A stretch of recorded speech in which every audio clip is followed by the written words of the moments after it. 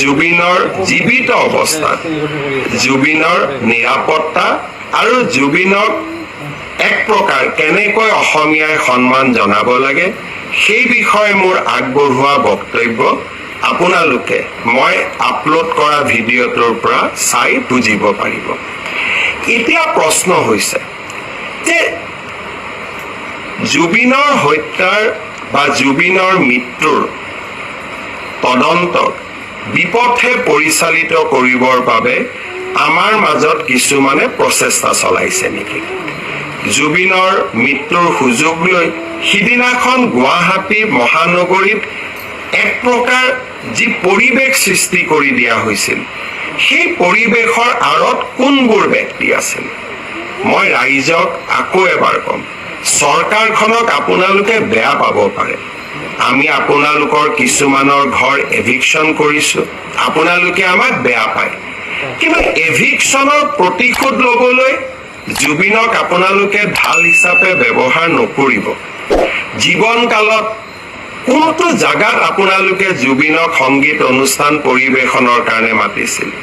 বাংলাদেশৰ পৰা মমতাজক লৈ অহা কেইবাটাও উদাহৰণ আছে, কিন্তু আপোনালোকৰ অঞ্চলবিলাকত গৈ জুবিনে সংগীত অনুষ্ঠানো পৰিৱেশন কৰিব পৰা নাছিল। জুবিনৰ মৃত্যুৰ পিছত আপোনালোকে কেনেকৈ জুবিনৰ অনুৰাগী হৈ পৰিলে? হিমন্ত বিশ্ব শৰ্মাৰ ওপৰত আপোনালোকে প্ৰতিশোধ ল'ব লাগে, মোৰ ওপৰত আপোনালোকে প্ৰতিশোধ লওক, কিন্তু সেই প্ৰতিশোধ বা সেই মই কিয় এভিকশ্যন কৰিছোঁ তাৰ প্ৰতিশোধ আপোনালোকে জুবিনৰ নাম লৈ নকৰিব। ৰাজনীতি আমিও কৰোঁ, আমিও বুজি পাওঁ। আপোনালোকে যদি জুবিনক ইমানেই মৰম কৰিছিল, জীৱনকালত জুবিনৰ মমতাজৰ পৰিৱৰ্তে জুবিন গাৰ্গক কিয় মতা নাছিল অনুষ্ঠান পৰিৱেশনৰ কাৰণে? আৰু 2020 চনত 13 তাৰিখে যেতিয়া জুবিনৰ ওপৰত আক্ৰমণ হৈছিল তেতিয়াতো আপোনালোকে ফেচবুকত লিখা নাছিলে।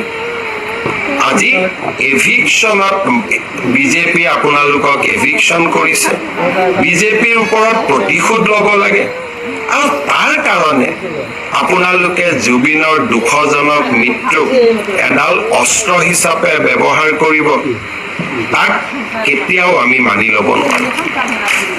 শ্ৰদ্ধাৰ ৰাইজ, কোনবোৰ ব্যক্তি আজি সক্ৰিয় হৈ আছে? আপোনালোকে এই ফটোখন চাওক।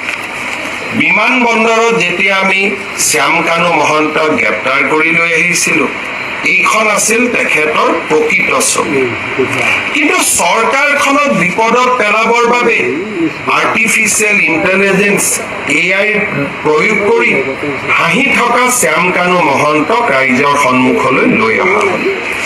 দুইখন ফটো,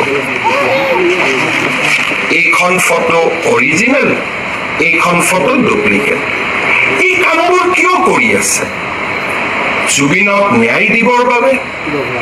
জুবিনক ন্যায় দিয়াৰ বাবে আপোনালোকে এনেকৈ ফটোশ্বপ কৰিবলগীয়া হৈছে, ভুৱা ফটো বনাবলগীয়া হৈছে। হাঁহি থকা ফটো এখন আপোনালোকে বনাই দিলে, কিন্তু প্ৰকৃত ফটো আছিল এইখন। ই কি প্ৰমাণ কৰিছে? তাৰমানে আজি এটা চক্ৰ প্ৰতিটো পৰ্যায়তে একোটা ষড়যন্ত্ৰৰ আকাৰ দি জুবিনক ন্যায় দিয়াৰ প্ৰক্ৰিয়াক এটা অসম চৰকাৰ বিৰোধী অৱস্থানলৈ ৰূপান্তৰ কৰাৰ বাবে প্ৰচেষ্টা কৰিছে। এই প্ৰচেষ্টা আমি সফল হ'ব নিদিওঁ। আজি এইখন চৰকাৰে সাহসিকতাৰে কাম কৰি আহিছে। উচ্ছেদেই হওক, অসমৰ পৰা বিদেশী নাগৰিক বহিষ্কাৰে হওক বা জুবিনক ন্যায় প্ৰদান কৰাই হওক, এইখন চৰকাৰে কাৰো ওচৰত শিৰ নত নকৰে, মাত্ৰ অসমবাসীৰ ওচৰত শিৰ নত কৰিব। ফটোশ্বপ কৰি কোনোবাই যদি ভাবে হিমন্ত বিশ্ব শৰ্মাক দুৰ্বল কৰিব পাৰিব, কোনোবাই যদি ভাবে ভুৱা ফটোগ্ৰাফ উলিয়াই হিমন্ত বিশ্ব শৰ্মা, সেই প্ৰচেষ্টা আপোনালোকে নকৰিব। মই আকৌ এবাৰ আপোনালোকক, আৰু এতিয়া জুডিচিয়েল কমিশ্যনো আমি গঠন কৰিলো, ন্যায়িক তদন্ত। কোনে ন্যায়িক তদন্ত কৰিব?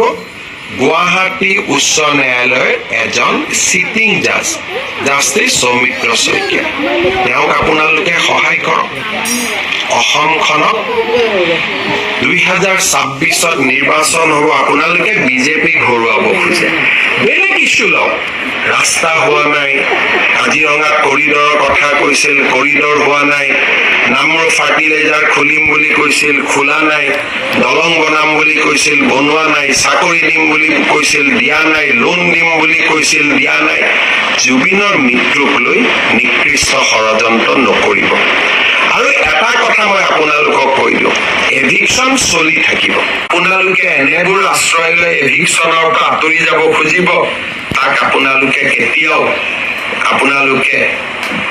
কেতিয়াও মানি ল'ব নোৱাৰি সুৰক্ষাৰ স্বাৰ্থত আমি অটল হৈ থাকিম আৰু আপোনালোকে মোক কেতিয়াও ডাইভাৰ্ট কৰিব নোৱাৰিব আৰু মই ডাইভাৰ্ট নহওঁ মই জুবিনকো ন্যায় দিম আৰু অসমৰ জাতি মাটি ভেটি ৰক্ষাৰ বাবেও মই অক্লান্ত সংগ্ৰামত নিয়োজিত হৈ থাকিম আপোনালোকক মই প্ৰত্যাহ্বান জনালো চেলেঞ্জ কৰিলো আপোনালোকে আপোনালোকৰ নিকৃষ্ট খেলখন খেলি থাকক অসমবাসী ৰাইজৰ অজস্ৰ আশীৰ্বাদ মোৰ মূৰৰ ওপৰত আছে মা কামাখ্যা মহাপুৰুষ শ্ৰীমন্ত শংকৰদেৱৰ আশীৰ্বাদেৰে আমি অসমখনৰ জাতি মাটি ভেটি ৰক্ষা কৰিম উচ্চ ন্যায়ালয়ৰ এজন চিটিং জাজ জাষ্টিছ সৌমিত্ৰ শইকীয়া তেওঁক আপোনালোকে সহায় কৰক অসমখনক 2026ত নিৰ্বাচন হ'ব আপোনালোকে বিজেপিক হৰুৱাব খোজে বেলেগ ইছ্যু লওক ৰাস্তা হোৱা নাই কাজিৰঙাত কৰিডৰৰ কথা কৈছিল কৰিডৰ হোৱা নাই নামৰূপ ফাৰ্টিলাইজাৰ খুলিম বুলি কৈছিল খোলা নাই দলং বনাম বুলি কৈছিল বনোৱা নাই চাকৰি দিম বুলি কৈছিল দিয়া নাই লোন দিম বুলি কৈছিল দিয়া নাই জুবিনৰ মৃত্যুক লৈ নিকৃষ্ট ষড়যন্ত্ৰ নকৰিব আৰু এটা কথা মই আপোনালোকক কৈ দিওঁ এভিকশ্যন চলি থাকিব আপোনালোকে যদি ভাবিছে যে আপোনালোকে এনেবোৰ আশ্ৰয় লৈ এভিকশ্যনৰ পৰা আঁতৰি যাব খুজিব তাক আপোনালোকে কেতিয়াও